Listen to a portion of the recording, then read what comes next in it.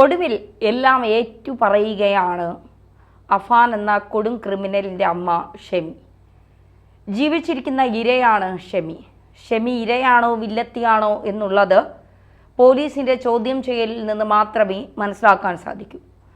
അഫാനെ മൂന്നാം ഘട്ട തെളിവെടുപ്പിനായി കസ്റ്റഡിയിലേക്ക് വാങ്ങാനുള്ള അപേക്ഷ പോലീസ് ഇന്ന് കോടതിയിൽ സമർപ്പിക്കും. അതായത് ഉമ്മ ഷെമിയെ ഉപദ്രവിച്ചതിൻ്റെയും സഹോദരൻ അഫ്സാനെ ഇല്ലാതാക്കിയതിൻ്റെയും കാമുകി ഫർസാനെ ഇല്ലാതാക്കിയതിൻ്റെയും തെളിവെടുപ്പ് നടത്താൻ വേണ്ടിയിട്ടാണ് അഫാനെ കസ്റ്റഡിയിൽ വാങ്ങാനുള്ള അപേക്ഷ പോലീസ് കോടതിയിൽ നൽകുന്നത്.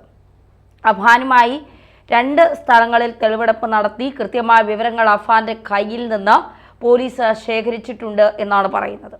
കഴിഞ്ഞ ദിവസം അഫാൻ്റെ പിതാവ് റഹീം പറഞ്ഞ കാര്യങ്ങൾ ഒരുപക്ഷെ അമ്പരപ്പോടെ മാത്രമേ നമുക്ക് കേൾക്കാൻ കഴിയൂ. 40 ലക്ഷം രൂപയുടെ കടം ഉമ്മ ഷെമിയും അഫാനും വരുത്തി വച്ചു എന്നാണ് പോലീസ് സ്ഥിരീകരിക്കുന്നത്. എങ്ങനെയാണ് ഈ 40 ലക്ഷം രൂപ കടം ആയത്?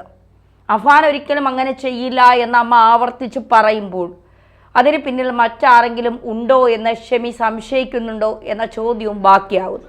മാത്രമല്ല, റഹീം ബന്ധുക്കളിൽ നിന്ന് വാങ്ങിയ പണം തിരിച്ചു കൊടുക്കാനായി പണം അയച്ചിരുന്നു. ആ പണം കൊടുത്തില്ല എന്ന് മാത്രമല്ല, ബാങ്കിൽ 8 ലക്ഷം രൂപയുടെ കുടിശ്ശികയായതിൽ വെഞ്ഞാറമൂട് സെൻട്രൽ ബാങ്കിലെ അസിസ്റ്റന്റ് മാനേജർ നിരന്തരം ഭീഷണിപ്പെടുത്തുകയും വെള്ളപ്പേപ്പറിൽ ഒപ്പിട്ട് വാങ്ങുകയും ചെയ്തതായി ഷെമി റഹീമിനോട് പറഞ്ഞിരുന്നു.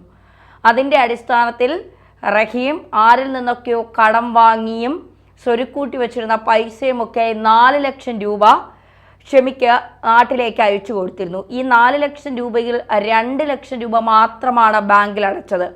ബാക്കി പണം അഫാനും ഷെമിയും എന്തു ചെയ്തു എന്നുള്ള ചോദ്യത്തിന് ഷെമിക്ക് ഇതുവരെ ഉത്തരം പറയാൻ കഴിഞ്ഞിട്ടില്ല എന്നുള്ളതാണ്. മാത്രമല്ല, കാമുകിയായിരുന്ന ഫർസാനയുടെ കഴുത്തിൽ കിടന്ന മാല വാങ്ങി 90,000 രൂപയ്ക്ക് പണയം വെച്ചതിൽ 40,000 രൂപ മാത്രമാണ് കടം വീട്ടാനായി അഫാൻ ചിലവാക്കിയത്. ബാക്കി പണം എന്തു ചെയ്തു എന്നുള്ള ചോദ്യത്തിനും ഉത്തരമില്ല. തൻ്റെ മക്കളെ കാണണം എന്നാണ് ഷെമി നിരന്തരം ആവശ്യപ്പെട്ടുകൊണ്ടിരിക്കുന്നത്. അഫ്സാൻ്റെ മരണവാർത്ത ഷെമി അറിയിച്ചപ്പോൾ പൊട്ടിക്കരയുക മാത്രമാണ് ചെയ്തതെന്നും ഈ സാമ്പത്തിക ബാധ്യതയാണ് അഫാനെ കൊണ്ട് ഇതൊക്കെ ചെയ്യിപ്പിച്ചത് എന്നുമാണ് ഷെമി പറയുന്നത്. അങ്ങനെ പറയുമ്പോഴും ഷെമി പറയുന്നുണ്ട്, അഫാൻ അങ്ങനെ ചെയ്യില്ല, അവൻ എൻ്റെ മകനാണ്, അവൻ അങ്ങനെ ചെയ്യില്ല എന്നാണ് പറയുന്നത്. റഹീം പറയുന്നത് ഷെമിയെ താൻ എവിടെയാണ് കൊണ്ടുവന്ന് നിർത്തുന്നത്? സ്വന്തം വീട്ടിലേക്ക് വന്നാൽ മക്കളെ കാണണമെന്ന് പറഞ്ഞ് ഷെമി നിരന്തരം ബഹളം വയ്ക്കുകയാണ്. മാത്രമല്ല, ഒരു കൊലപാതകം നടന്ന വീടാണ്, അവിടെ നിന്ന് തെളിവുകൾ പോലീസിന് ശേഖരിക്കണം. അതുകൊണ്ട് തന്നെ ആ വീട് ഉടൻ തന്നെ താമസ സൗകര്യത്തിനായി തുറന്നു കൊടുക്കാൻ പോലീസിന് കഴിയുകയുമില്ല. ബന്ധുവീടുകളിലൊന്നും ഷെമി പോകുകയുമില്ല. കാരണം അവരെയും ഫേസ് ചെയ്യാൻ ഷെമിക്ക് ബുദ്ധിമുട്ടുണ്ട് എന്നുള്ളതാണ്. അതുകൊണ്ട് കെയർ ഹോമിലേക്ക് ഷെമിയെ മാറ്റിയിട്ടുണ്ട്. 1 വർഷത്തോളം ചികിത്സ ആവശ്യമുണ്ട് എന്നാണ് പറയുന്നത്. വരുമാനമില്ലാത്ത, ജോലിയില്ലാത്ത അബ്ദുൾ റഹീം ഇതിനൊക്കെയുള്ള ഫണ്ട് എങ്ങനെയാണ് കണ്ടെത്തുക?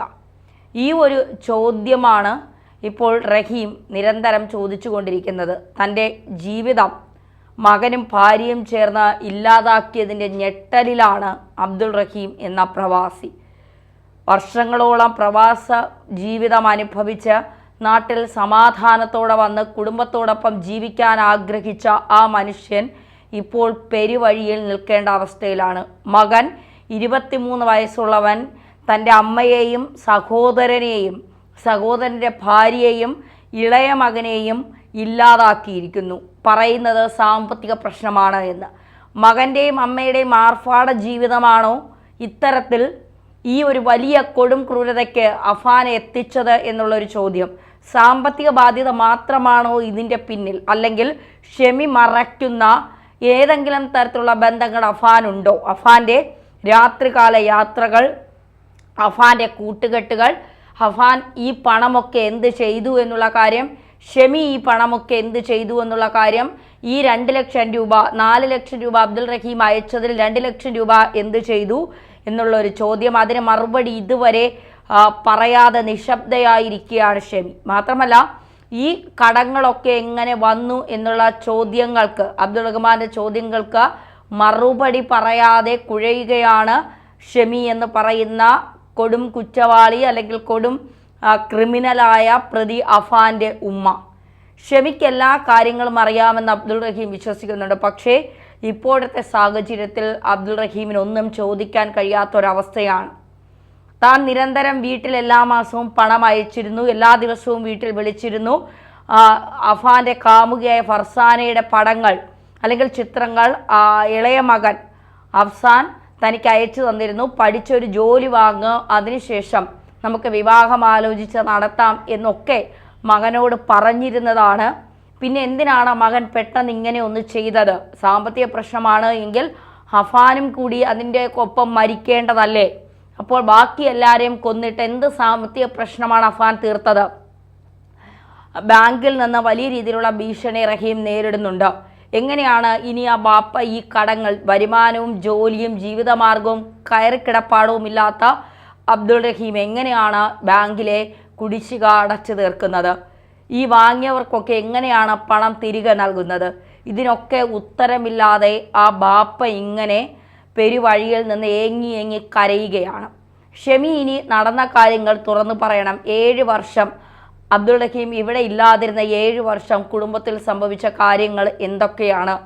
അഫാന് വേണ്ടി എന്തൊക്കെ കാര്യങ്ങളാണ് ഷെമി ചെയ്തത്? ആരിൽ നിന്നൊക്കെ പണം വാങ്ങി നൽകി? അഫാന് വേറെ ഏതെങ്കിലും തരത്തിലുള്ള വഴിവിട്ട ബന്ധങ്ങളുണ്ടോ? ആ ബന്ധങ്ങൾ ചെന്ന് നിൽക്കുന്നത് നിരോധിക്കപ്പെട്ട സംഘടനയുടെ സ്ലീപ്പർ സെല്ലുകളുമായി ബന്ധപ്പെട്ടുള്ള ഏതെങ്കിലും സംഘടനകളിലാണോ?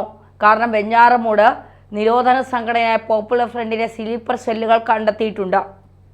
നാട്ടിലൊക്കെ സൗമ്യനായ നല്ല മുഖമുള്ള അല്ലെങ്കിൽ നല്ല സ്വഭാവമുള്ള അഫാന് ഇതെങ്ങനെ സാധിച്ചു എന്നുള്ളൊരു ചോദ്യമാണ് അവിടുത്തെ നാട്ടുകാർ ഒന്നടങ്കം ചോദിക്കുന്നത്. മാത്രമല്ല ആ നാട്ടുകാർ മുഴുവൻ ഈ കുടുംബത്തോടൊപ്പമാണ് നിൽക്കുന്നത്. പക്ഷേ ചില ആളുകൾ പറയുന്നുണ്ട് അഫാൻ്റെയും അമ്മയുടെയും ആർഭാടമായ ജീവിതമാണ് ഇവരെ ഈ വലിയ കടക്കടിയിലേക്കും ഈ കൊടും ക്രൂരതയിലേക്കും നയിച്ചത് എന്നുള്ളത്.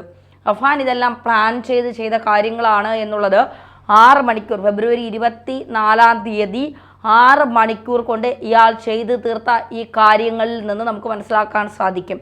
ഇയാൾ റെസ്റ്റ് എടുത്ത് മദ്യം കുടിച്ച് പിന്നീട് ഇക്ക എന്ന് വിളിച്ച് അടിച്ച് കൊലപ്പെടുത്തിയ ഇളയ സഹോദരനെ തീർത്തതിന് ശേഷം കുളിച്ച് വൃത്തിയായി ഡ്രസ്സ് മാറിയാണ് പോലീസ് സ്റ്റേഷനിലേക്ക് ചെല്ലുന്നത്.